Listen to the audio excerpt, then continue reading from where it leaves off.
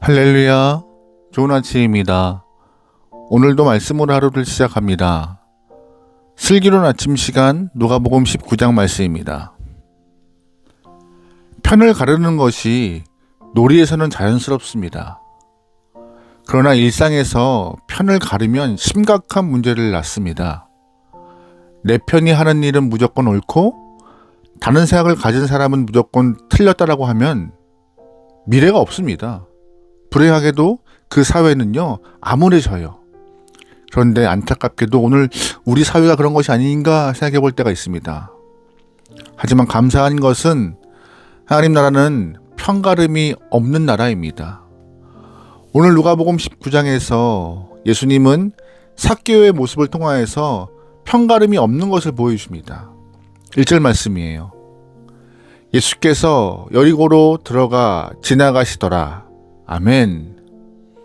예수님께서 여리고성에 머물 생각이 없다는 것을 염두에 두고 말씀을 보시기 바랍니다. 여리고는요, 요단강 건너 예루살렘으로 가기 위해서 만나는 첫 번째 도시였습니다. 하지만 예수님 마음에는 예루살렘에서 십자가를 생각하고 계셨기 때문에 여리고에 머무실 생각이 없었어요. 하지만 이런 주님의 생각을 아는지 모르는지 여리고성에서는 주님을 고대하는 한 사람이 있었습니다. 바로 삭개오였어요. 삭개오는 세리장이었고 부자였습니다. 그는 돈으로 안 되는 것이 없었지만 그에게도 안 되는 것이 있었습니다. 바로 키의 문제였어요. 3절 말씀이에요. 그가 예수께서 어떠한 사람인가 하여 보고자 하되 키가 작고 사람이 많아 할 수 없어 앞으로 달려가서 보기 위하여 들무화과 나무에 올라가니 이는 예수께서 그리로 지나가게 됨이더라. 아멘. 돈이 아무리 많아도 키가 작은 삭개오는 많은 인파 속에서 예수님을 바라보는 것이 쉽지 않았습니다. 거의 불가능했죠. 그래서 삭개오는 체면을 불구하고 돌무화과 나무에 올라가는 모습이 말씀 가운데 보여집니다. 삭개오는 주님의 얼굴을 먼 발치에서 한 번이라도 보기를 원했어요. 그래서 올라갔잖아요. 근데 감사한 것은 그때 주님과 삭개오의 눈이 마주쳐요. 그리고 외로움 가운데 살면서 주님을 한 번이라도 만나보기 원했던 간절한 눈빛을 삭개오는 보입니다. 예수님도 그 눈빛을 보신 것이고요.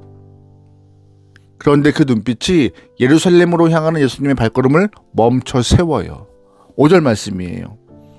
예수께서 그곳에 이르사 쳐다보시고 이르시되 삭개오야 속히 내려오라 내가 오늘 내 집에 유하여야겠다 하시니 급히 내려와 즐거워하며 영접하거늘.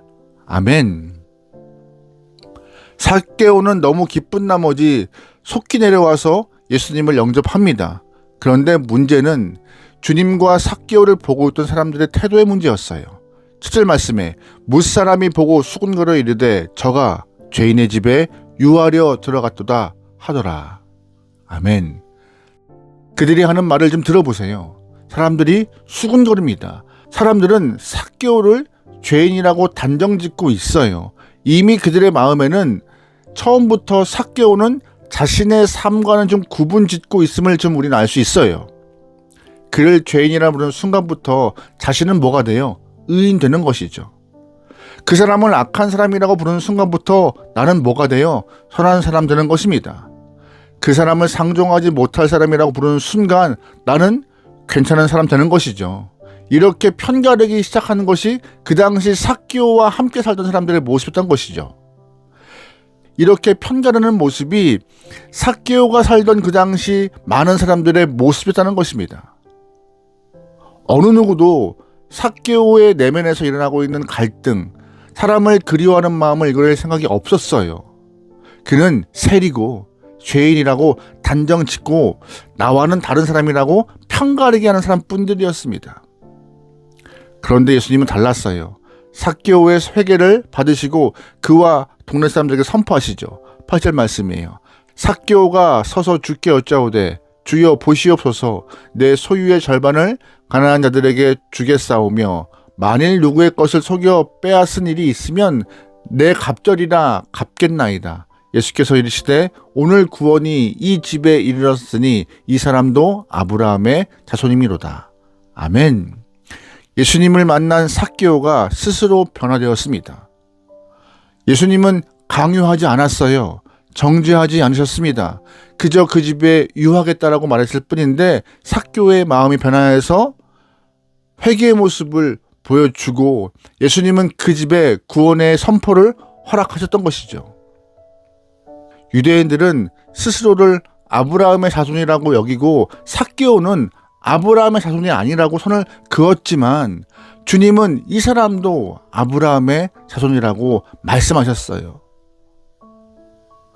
사도 바울은 에베소서 2장 17절 말씀에 이런 말씀을 선포합니다. 그는 우리의 화평이신지라 둘로 하나를 만드사 원수된 것 곧 중간에 막힌 담을 자기 육체로 허시고. 아멘.